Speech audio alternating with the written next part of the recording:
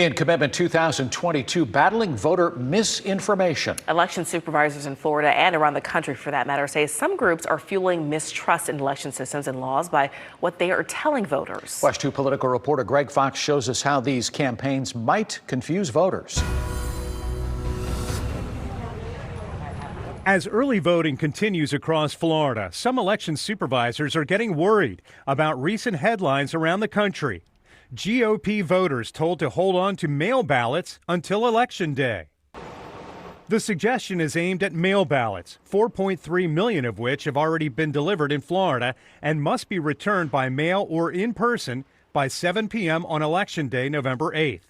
But a conservative voter group in Georgia called Voter GA, which claims it wants to stop election fraud, posted on social media this flyer with the headline, "Protect Your Vote." It's urging voters to apply for an absentee ballot, vote at home, and deliver it in person to your county registrar's office on Election Day. Also widely reported in Georgia, a recent online flyer by the group read, "Voting in person and on Election Day is the only way to overwhelm the system." My first reaction was, I wish these people would just sit down and be quiet.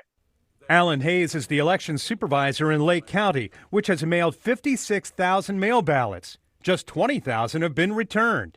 If everyone waited until Election Day to return them, elections offices would be swamped. What's more, you can't drop off a mail ballot at a precinct on Election Day, only at early voting sites and election headquarters. Hayes says the groups that believe rampant fraud and cheating is going on are simply confusing voters.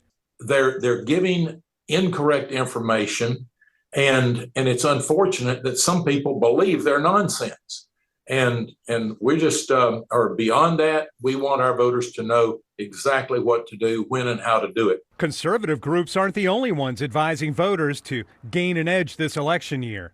Democrat Pam Keith, a former congressional and U.S. Senate candidate in Florida, suggested Democrat voters should wait to vote or turn in ballots later to catch Republicans off guard.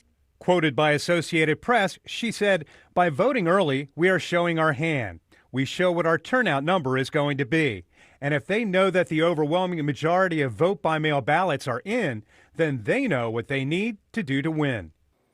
As always, the best resource for you to get information about early voting, vote by mail, and voting on Election Day is your local supervisor of elections office, or you can go online and see the Division of Elections for the state of Florida.